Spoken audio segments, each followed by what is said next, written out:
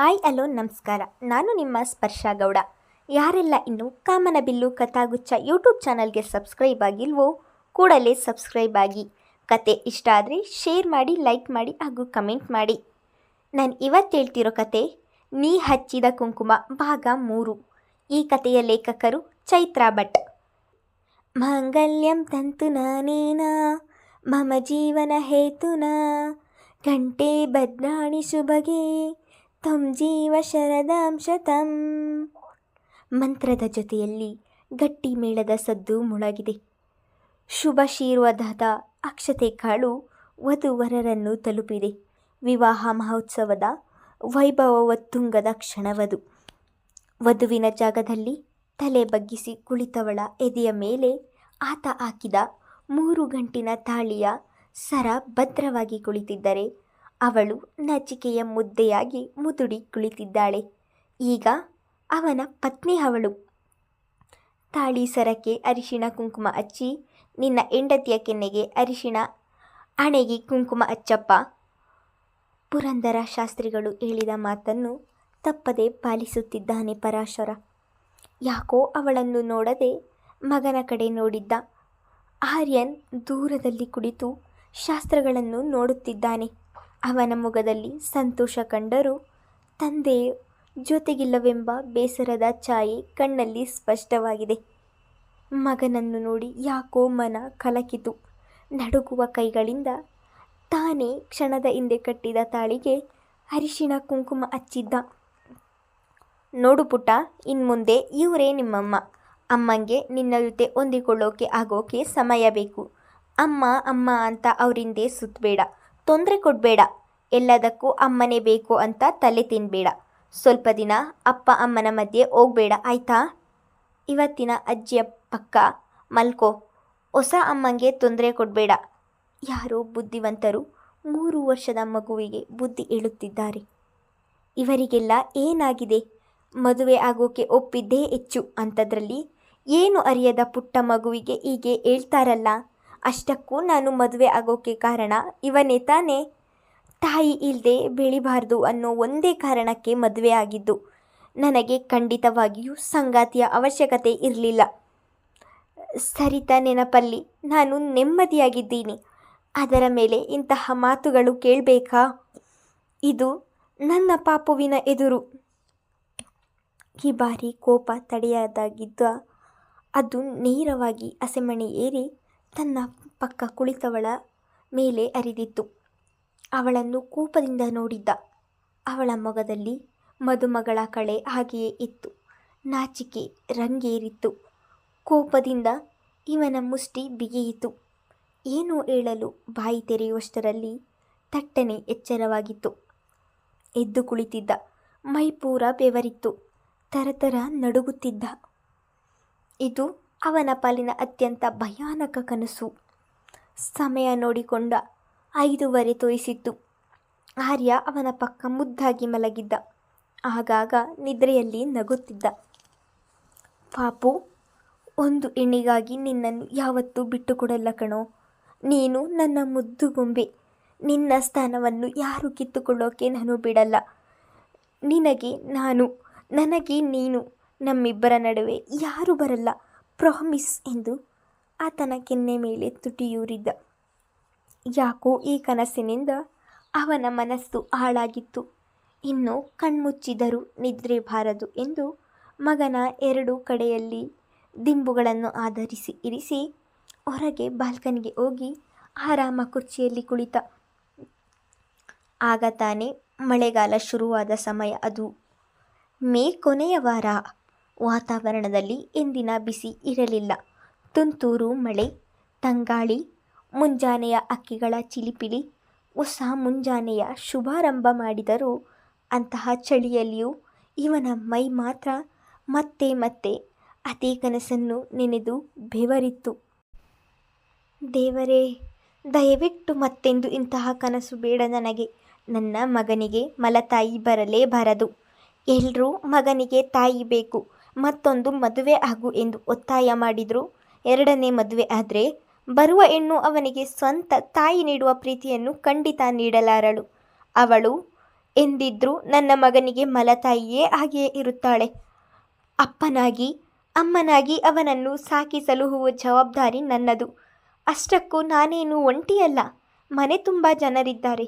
ಎಲ್ಲರೂ ಹೇಳುವ ಹಾಗೆ ಪಾಪುಗೆ ಯಾವಾಗಲೂ ಒಂಟಿ ಭಾವ ಕಾಡಲು ಮನೆಯವರು ಬಿಡಲ್ಲ. ನಾನಂತೂ ಈ ಜನ್ಮದಲ್ಲಿ ಎರಡನೇ ಮದುವೆ ಆಗಲಾರೆ, ಖಂಡಿತ ಆಗಲಾರೆ. ಕೊನೆಯ ವಾಕ್ಯವನ್ನು ಅದೆಷ್ಟು ಸಾರಿ ಹೇಳಿಕೊಂಡನೋ. ಕೊನೆಗೆ ತನಗೆ ತಾನೇ ನಿರ್ಧಾರ ಮಾಡಿಕೊಂಡು ನಿರಾಳನಾದ.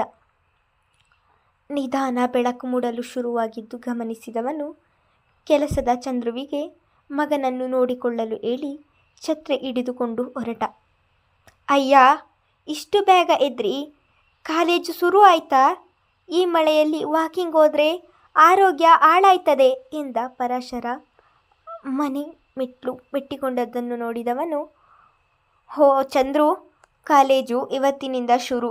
ಸ್ವಲ್ಪ ಬೇಗ ತಿಂಡಿ ಮಾಡು ಆಯ್ತಾ? ಪಾಪುಗೆ ಎಚ್ಚರವಾಗುವವರೆಗೂ ಹೋಗಿ ನನ್ನ ಕೋಣೆಯಲ್ಲಿ ಕೂತ್ಕೋ ಆಯ್ತಾ? ಪಾಪು ಎದ್ರೆ ಅಳ್ತಾನೆ. ಏನೋ ಕೆಟ್ಟ ಕನಸು ಬಿತ್ತು. ಮನಸ್ಸು ಸರಿ ಹೋಗಬೇಕು ಅಂದರೆ ಮುಂಜಾನೆಯೇ ಪ್ರಕೃತಿಯ ಮಡಿಲಲ್ಲಿ ಸ್ವಲ್ಪ ಸಮಯ ಕಳಿಬೇಕು. ಜಾಸ್ತಿ ಹೊತ್ತು ಮಾಡಲ್ಲ, ಬೇಗ ಬರ್ತೀನಿ ಆಯ್ತಾ? ನೀನು ಒಳಗೆ ಹೋಗು ಎಂದ. ಎಂಥ ಕನಸು ಸ್ವಾಮಿ? ಕೆಟ್ಟ ಕನಸು ಅಂತ ಬೇರೆ ಹೇಳಿದ್ರಿ. ಹುಷಾರು, ಬೆಳಗಿನ ಜಾವದ ಕನಸು ನಿಜ ಆಗ್ತದಂತೆ, ನನ್ನ ಅಜ್ಜಿ ಹೇಳ್ತಾ ಇದ್ರು ಎಂದವನ ಮಾತಿಗೆ ಮಾತು ಸೇರಿಸಿದರೆ ಖಂಡಿತ ಅವಾಂತರ ಎಂದು ಅರಿವಿದ್ದವ. ನನಗೆ ಇಂಥದ್ರ ಮೇಲೆ ನಂಬಿಕೆ ಇಲ್ಲ. ಕಂಡ ಕನಸು ನನಸಾಗುವಂತಿದ್ರೆ ಜೀವನದಲ್ಲಿ ಏನೇನೋ ಆಗಿರ್ತಿತ್ತು. ಅದೆಲ್ಲ ಸುಳ್ಳು, ಭ್ರಮೆ. ಇಂತಹ ಭ್ರಮೆಗೆ ನನ್ನನ್ನು ತಳ್ಳುವ ಯೋಚನೆ ಮಾಡಬೇಡ, ಬೇಗ ಬರ್ತೀನಿ ಎಂದಾತ ಮತ್ತೆ ಮಾತು ಮುಂದುವರಿಸದೆ ಹೊರಟನು. ತಲೆಯಲ್ಲಿ ಮಾತ್ರ ಚಂದ್ರು ಹೇಳಿದ ಮಾತು ಓಡುತ್ತಿತ್ತು. ನಿಜವಾಗಿಯೂ ಬೆಳಗಿನ ಜಾವದ ಕನಸು ನಿಜ ಆಗುತ್ತಾ? ತಕ್ಷಣ ತಲೆ ಕೊಡವಿಕೊಂಡ. ಪರಾಶರ, ಏನಾಗಿದೆ ನಿಂಗೆ? ಬೆಳಗ್ಗೆ ಬೆಳಗ್ಗೆ ಬೇಡದೆ ಇರೋ ವಿಷಯದ ಬಗ್ಗೆ ಯೋಚನೆ ಮಾಡ್ತಾ ಕಾಲಹರಣ ಮಾಡೋಕೆ ನಾಚಿಕೆ ಆಗಲ್ವಾ ನಿಂಗೆ? ಎಜುಕೇಟೆಡ್ ಆಗಿ ಯಾರ್ಯಾರೋ ಹೇಳಿದ ಮಾತನ್ನು ನಂಬಿ ತಳ್ಳೆ ಹಾಳು ಮಾಡಿಕೊಳ್ತೀಯಲ್ಲೋ ದಡ್ಶಿಕಾಮಣಿ. ಅಷ್ಟಕ್ಕೂ ನಿನ್ನ ಮನದಲ್ಲಿ ದೃಢ ನಿರ್ಧಾರ ಇದ್ದರೆ ಯಾರು ಏನಂದ್ರೂ ಅದನ್ನು ಸುಳ್ಳು ಮಾಡಬಹುದು ಕಣೋ ಮೂರ್ಖ. ಇನ್ನೊಂದ್ಸಲ ಇಂತಹ ಕೆಟ್ಟ ಯೋಚನೆ ಮಾಡಿದ್ಯೋ ಸರಿ ಇರಲ್ಲ. ದಡ್ಡನ ಆಗಾಡಬೇಡ. ನಿನ್ನ ಜೀವನದ ಸಕಲ ನಿರ್ಧಾರ ತೆಗೆದುಕೊಳ್ಳುವ ಸಂಪೂರ್ಣ ಅಧಿಕಾರ ಇರುವುದು ನಿಂಗೆ ಮಾತ್ರ. ಮತ್ತ್ಯಾಕೆ ಆ ಕೆಟ್ಟ ಕನಸಿನ ಬಗ್ಗೆ ಯೋಚನೆ ಮಾಡಿ ತಲೆ ಕೆಡಿಸ್ಕೊಳ್ತಿ? ಅಷ್ಟಕ್ಕೂ ನಿನ್ನ ತಲೆ ಅಷ್ಟು ಹಾಳಾದರೆ ರಾಮ ಮಂತ್ರವನ್ನು ಬರೆಯುವ ಹಾಗೆ ನಾನು ಯಾವುದೇ ಕಾರಣಕ್ಕೂ ಮದುವೆ ಆಗಲ್ಲ ಎಂದು ದಿನಕ್ಕೆ 101 ಬಾರಿ ಬರೆದಿಡು. ಆಗ ಇಂಥ ಕನಸು ಬಂದ ದಾರಿಯಲ್ಲೇ ಹಿಂತಿರುಗಿ ಹಾರಿ ಹೋಗುತ್ತೆ. ಈಗ ಮೊದಲು ಬಂದ ಕೆಲಸ ನೋಡು. ಪೆದ್ದು ಆಗಿ ಯೋಚನೆ ಮಾಡ್ತಾ ವಾಕ್ ಮಾಡಿದರೆ ಮನಸ್ಸು ಸರಿ ಹೋಗಲ್ಲ, ಬದಲಾಗಿ ಮತ್ತಷ್ಟು ಹಾಳಾಗುತ್ತೆ. ಮನಸ್ಸು ಯೋಚನೆಗೆ ಛೀಮಾರಿ ಹಾಕಿತ್ತು. ನಂತರ ಮತ್ತೆ ಅದರ ಬಗ್ಗೆ ಯೋಚಿಸದೆ ಎಂದು ಕೈಯನ್ನು ಜೋಬಲ್ಲಿ ಇಟ್ಟುಕೊಂಡು ಮತ್ತೊಂದು ಕೈಯಲ್ಲಿ ಛತ್ರಿ ಹಿಡಿದು ಯಾವುದೋ ಹಾಡನ್ನು ಗುನುಗುತ್ತಾ 2 ಕಿಲೋಮೀಟರ್ಗಳಷ್ಟು ದೂರ ಕ್ರಮಿಸಿ ಮನೆಗೆ ಹಿಂತಿರುಗಿದಾಗ ನಿತ್ಯಾನಂದರು ಆಗಲೇ ಎದ್ದು ಸ್ನಾನ ಮಾಡಿ ಮಡಿಯಲ್ಲಿ ಪೂಜೆಗೆ ಕುಳಿತಿದ್ದರು. ವಿಶಾಲಾಕ್ಷಿ ಅವರು ಪೂಜೆಗೆ ಹೂವು ಕಟ್ಟುತ್ತಾ ದೇವರ ಮನೆಯ ಹೊರಗೆ ಕುಳಿತಿದ್ದರು. ಅವರದ್ದು ಸ್ನಾನ ಆಗಿದೆ ಎಂದು ಕುರುಹಾಗಿ ತಲೆಯಿಂದ ನೀರು ತೊಟ್ಟಿಕ್ಕುತ್ತಿತ್ತು. ಈ ವಯಸ್ಸಲ್ಲಿಯೂ ಬೇಗ ಎದ್ದು ಸ್ನಾನ ಮಾಡಿ ಮಡಿಯಲ್ಲಿ ಪೂಜೆಗೆ ತಯಾರಿ ಮಾಡಿ ಪೂಜೆ ಮಾಡುವ ಅಜ್ಜಿ ತಾತ ಎಂದರೆ ಪರಾಶರನಿಗೆ ಎಲ್ಲಿಲ್ಲದ ಗೌರವ. ತಮ್ಮ ಬೇಗ ಎದ್ದು ಜಿಮ್ ಹೋಗಿದ್ದಾನೆ. ತಂದೆ ಎದ್ದು ನಿತ್ಯದ ಯೋಗ ಧ್ಯಾನದಲ್ಲಿ ತೊಡಗಿದ್ದಾರೆ. ತಾಯಿ ಆಗಲೇ ಅಡುಗೆ ಮನೆ ಸೇರಿದ್ದಾರೆ. ಚಂದ್ರು ಅವರಿಗೆ ಕೈಬಂಟ. ಅಮ್ಮ, ಗ್ರೀನ್ ಟೀ ಕೊಡು. ಅಡುಗೆ ಮನೆಗೆ ನುಗ್ಗಿ ಮೆಲ್ಲಗೆ ನುಡಿದಿದ್ದ. ತಾತ ಪೂಜೆ ಮಾಡುವಾಗ ಆ ಮನೆಯಲ್ಲಿ ಯಾರೂ ಜೋರಾಗಿ ಮಾತನಾಡುವುದಾಗಿ ಕೂಗಾಡುವುದಾಗಲಿ ಮಾಡುವಂತಿಲ್ಲ. ಇದು ಇಲ್ಲಿನ ನಿಯಮ.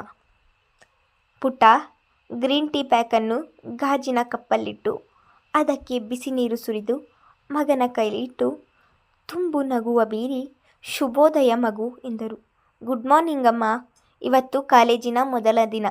ಅಂಕಲ್ ನಿನ್ನೆ ಸಂಜೆಯೇ ಕರೆ ಮಾಡಿ ಹೇಳಿದರು, ನಾನಿವತ್ತು ಹೋಗಲೇಬೇಕು. ಬೇಗ ತಿಂಡಿ ಮಾಡ್ತೀಯಾ ಅಮ್ಮ? ಅವನ ಮಾತಲ್ಲಿ ಆಜ್ಞೆ ಇರಲಿಲ್ಲ, ವಿನಂತಿ ಮಾತ್ರ ಇತ್ತು. ಇದು ಆ ಮನೆಯ ಸಂಸ್ಕಾರ. ವಿಶಾಲಾಕ್ಷಿ ಹಾಗೂ ನಿತ್ಯಾನಂದರ ಶಿಸ್ತು, ಸಂಯಮ, ಸಮಯ ಪಾಲನೆ ಹಾಗೂ ವಿನಯ ಆ ಮನೆಯಲ್ಲಿ ಎಲ್ಲರಿಗೂ ಮಾದರಿಯಾಗಿತ್ತು ಹಾಗೂ ಕರಗತವಾಗಿತ್ತು. ಅದರಲ್ಲಿ ತುಸು ಮುಂಗೋಪಿ ಎಂದರೆ ಅದು ಪರಾಶರ ಮಾತ್ರ. ಅದರಲ್ಲೂ ಮನೆಯಲ್ಲಿ ಪದೇ ಪದೇ ಕೇಳುವ ಮದುವೆಯ ವಿಷಯಕ್ಕೆ ಮಾತ್ರ ವ್ಯಕ್ತ ಆಗುತ್ತಿದ್ದದ್ದು. ಯಾಕೆ ಮೊದಲ ದಿನವೇ ಅವರು ಇವತ್ತು ಬರೋಕ್ಕಾಗಲ್ಲ ಅಂತ ನನಗೆ ಹೋಗೋಕೆ ಹೇಳಿದ್ದಾರೆ ಅಮ್ಮ. ಇದ್ದೇ ಇರುತ್ತಲ್ಲ, ಇನ್ನೊಂದು ವಾರ ಹೊಸ ಮಕ್ಕಳಿಗೆ ಫೈನಲ್ ಇಯರ್ ಅವರು ರ್ಯಾಗಿಂಗ್ ಮಾಡೋದು ಅದು ಇದು ಅಂತ. ಇದನ್ನೆಲ್ಲ ಸ್ವಲ್ಪನಾದರೂ ಕಂಟ್ರೋಲ್ ಮಾಡಬೇಕು ಅಂತ. ಅಷ್ಟಕ್ಕೂ ನಾನು ಇದೇ ಊರಿನವನು. ನಮ್ಮ ಕಾಲೇಜಿನಲ್ಲಿ ಕೆಲಸ ಮಾಡುವ ಬಹುತೇಕರು ಬೇರೆ ಬೇರೆ ಕಡೆಯಿಂದ ಬರುವವರು ಅಲ್ವಾ. ಇನ್ನು ಕೆಲವು ಜನ ಊರಿಂದ ಬಂದಿಲ್ಲ. ಇನ್ನೊಂದು ವಾರದ ಮೇಲೆ ಅವರೆಲ್ಲ ಬರುವುದು. ಹಾಗಾಗಿ ನಾನು ಇವತ್ತಿನಿಂದ ಹೋಗಬೇಕು ಎಂದ. ಹೌದಾ, ಆಯಿತು, ಹೋಗಿ ತಯಾರಾಗು. ನಾನು ಅಕ್ಕಿ ರೊಟ್ಟಿ ಮಾಡ್ತೀನಿ ಎಂದು ಅವರು ತಿಂಡಿ ತಯಾರಿಸಲು ನಿಂತರು. ಮೊದಲಿಂದ ಪರಾಶರ ಓದುವುದರಲ್ಲಿ ಬಹಳ ಚುರುಕು. BA ಅಂತಿಮ ವರ್ಷಕ್ಕೆ ಬರುವಷ್ಟರಲ್ಲಿ ಲೆಕ್ಚರರ್ ಅಂತೆ ಪಾಠ ಮಾಡಲು ಸಮರ್ಥನಾಗಿದ್ದ. ಸೆಮಿನಾರ್ನಲ್ಲಿ ಇವನೇ ಮೊದಲಿಗ. ಹಾಗಾಗಿಯೇ ಆತನಿಗೆ ಬೇಗ ಕೆಲಸ ಸಿಕ್ಕಿದ್ದು. 23 ವರ್ಷಕ್ಕೆ ತಾನು ಓದಿದ ಕಾಲೇಜಿಗೆ ಅತಿಥಿ ಉಪನ್ಯಾಸಕನಾಗಿ ಕೆಲಸಕ್ಕೆ ಸೇರಿದವ. ಕೆಲಸ ಮಾಡುತ್ತಲೇ B.Ed ಮುಗಿಸಿಕೊಂಡ. ನಂತರ ಓದುವ ಹಂಬಲ ಅತಿಯಾಗಿ ಇತಿಹಾಸದಲ್ಲಿ ಸ್ನಾತಕೋತ್ತರ ಪದವಿ ಪಡೆದುಕೊಂಡ. ಇದಕ್ಕೆಲ್ಲ ಮುಖ್ಯ ಕಾರಣ ಎಂದರೆ ತಂದೆಯ ಗೆಳೆಯ ಮಧುಸೂದನ್ ಆಚಾರ್ಯ ಕಾಲೇಜಿನ ಮುಖ್ಯಸ್ಥರು. ಪರಾಶರನಿಗೆ ಓದು ಮುಗಿಸಿ ಎಲ್ಲರ ಹಾಗೆ ಬೆಂಗಳೂರಿಗೆ ಹೋಗಿ ಕೆಲಸ ಮಾಡುವ ಬಯಕೆ ಇತ್ತು. ತಾತ ನಿತ್ಯಾನಂದರಿಗೆ ಮನೆಯ ಹಿರಿಯ ಮೊಮ್ಮಗ ಮನೆ ಬಿಟ್ಟು ಹೊರಗೆ ಹೋಗಿ ಕೆಲಸ ಮಾಡುವುದು ಚೂರು ಇಷ್ಟವಿರಲಿಲ್ಲ. ಇಂದಿನಿಂದ ಬಂದು 5 ಎಕರೆ ತೋಟವನ್ನು ನೋಡಿಕೊಂಡು ಮುಂದೆ ಮನೆಯನ್ನು ನಡೆಸಿಕೊಂಡು ಹೋಗಲಿ ಎಂಬ ಆಸೆ. ಇದೇ ವಿಷಯವನ್ನು ಗೆಳೆಯ ಮಧುಸೂದನಲ್ಲಿ ಹೇಳಿಕೊಂಡಾಗ ಅದಕ್ಕೆ ಪರಿಹಾರ ಎಂಬಂತೆ ಆಚಾರ್ಯ ಕಾಲೇಜಿನಲ್ಲಿ ಅವನಿಷ್ಟದ ಇತಿಹಾಸ ವಿಭಾಗದಲ್ಲಿ ಉಪನ್ಯಾಸಕ ಕೆಲಸ ನೀಡಿದರು. ಕೆಲಸ ಮಾಡುವ ಮೊಮ್ಮಗನ ಬಯಕೆಯೂ ನೆರವೇರಿದೆ. ಮನೆಯಲ್ಲಿ ಇರಲಿ ಮೊಮ್ಮಗ ಎಂಬ ತಾತನ ಬಯಕೆಯೂ ನೆರವೇರಿದೆ. ಈಗ ಪರಾಶರ ಕೆಲಸಕ್ಕೆ ಸೇರಿ 7 ವರ್ಷಗಳು ಕಳೆದಿವೆ. ತಾತನ ಆಸೆಯಂತೆ ತನ್ನ 25 ವರ್ಷಕ್ಕೆ ದೊಡ್ಡತ್ತೆಯ ಮಗಳು ಸವಿತಾಳನ್ನು ಅವರಿಷ್ಟದಂತೆ ಮದುವೆಯಾದ. ಇಷ್ಟು ಬೇಗ ಮದುವೆಯಾಗುವ ಬಯಕೆ ಇರದೇ ಹೋದರೂ ಅವಳಿಗೆ ಯಾವ ಕೊರತೆಯೂ ಬಾರದಂತೆ ಪ್ರೀತಿಯಿಂದ ನೋಡಿಕೊಂಡ. ಮದುವೆಯಾದ 2 ವರ್ಷಕ್ಕೆ ಪ್ರಸವದ ಸಮಯದಲ್ಲಿ ತನ್ನದೇ ತದ್ರೂಪ ಗಂಡು ಮಗುವನ್ನು ನೀಡಿ ಅಸುನೀಗಿದಳು. ಜೀವನ ಸಂಗಾತಿ ಎಷ್ಟು ಬೇಗ ಅವನ ಜೀವನದಲ್ಲಿ ಬಂದಳೋ ಅಷ್ಟೇ ಬೇಗ ಮರೆಯಾದಳು. ಅಂದಿನಿಂದ ಮಗನನ್ನು ನೋಡಿಕೊಳ್ಳುತ್ತಾ, ಕಾಲೇಜಿನಲ್ಲಿ ಪಾಠ ಮಾಡುತ್ತಾ, ಅವರನ್ನು ಸ್ನೇಹಿತರಂತೆ ನೋಡುತ್ತಾ ತನ್ನ ನೋವನ್ನು ಮರೆತ. ಈಗ ಆರ್ಯನ್ಗೆ 3 ವರ್ಷ. ಆಗಾಗ ತಾಯಿಯೋ ಫೋಟೋ ನೋಡಿ ತನಗೆ ಅಮ್ಮ ಬೇಕೆಂದು ರಚ್ಚೆ ಹಿಡಿಯುತ್ತಾನೆ. ಒಮ್ಮೊಮ್ಮೆ ಆತನನ್ನು ನಿಭಾಯಿಸುವುದು ಕಷ್ಟವಾದರೂ ಐಸ್ ಕ್ರೀಮ್ ಆಸೆ ತೋರಿಸಿದರೆ ಸಾಕು, ಎಲ್ಲವನ್ನು ಮರೆತು ಬಿಡುವ ಮುಗ್ಧ ಮಗುವದು. ಸಣ್ಣ ವಯಸ್ಸಿಗೆ ಹೆಂಡತಿಯನ್ನು ಕಳೆದುಕೊಂಡು ಬಿಟ್ಟ ಎಂಬ ನೋವು ಮನೆಯವರಿಗೆ. ಹಾಗಾಗಿ ಇತ್ತೀಚೆಗೆ ಪರಾಶರನಿಗೆ ಮತ್ತೊಂದು ವಿವಾಹ ಮಾಡುವ ಪ್ರಯತ್ನ ಮಾಡುತ್ತಲಿದ್ದಾರೆ ಮನೆಯವರು. ಮದುವೆಯ ವಿಷಯ ಬಂದಾಗಲೆಲ್ಲ ಏನಾದರೂ ನೆಪದಲ್ಲಿ ಅದರಿಂದ ತಪ್ಪಿಸಿಕೊಳ್ಳುತ್ತಲೇ ಬರುತ್ತಿದ್ದಾನೆ. ಅವನಿಗೆ ಮದುವೆ ಇಷ್ಟವೂ ಇಲ್ಲ. ಜೊತೆಗೆ ಮಗನಿಗೆ ಮಲತಾಯಿಯನ್ನು ತರುವುದು ಸುತಾರಾಮ್ ಇಷ್ಟ ಇಲ್ಲ. ತುಂಬು ಕುಟುಂಬದವರ ಪ್ರೀತಿ ಕಾಳಜಿ ಇಷ್ಟೇ ಸಾಕು ತನಗೆ ಎಂದು ನಿರ್ಧರಿಸಿಕೊಂಡಿದ್ದಾನೆ. ಒಟ್ಟಾರೆ ಹೇಳುವುದಾದರೆ ಪರಾಶರ ಪರಿಪೂರ್ಣ ವ್ಯಕ್ತಿತ್ವದವ. ಶಿಸ್ತಿಗೆ ಇನ್ನೊಂದು ಹೆಸರೇ ಅವನು. ಎಲ್ಲದರಲ್ಲೂ ಅಚ್ಚುಕಟ್ಟು. ತನ್ನ ಮಗನನ್ನು ಅಷ್ಟೇ ಶಿಸ್ತಿನಿಂದ ಬೆಳೆಸುತ್ತಿದ್ದಾನೆ. ಕಾಲೇಜಿನಲ್ಲಿ ಸ್ನೇಹಿತನಂತೆ ಇರುವ ಇವನು ಕ್ಲಾಸಿನಲ್ಲಿ ಇತಿಹಾಸದಲ್ಲಿ ಬರುವ ಹಿಟ್ಲರ್ ಹಾಗೆಯೇ ಮುಂದುವರಿಯುವುದು. ಧನ್ಯವಾದಗಳು.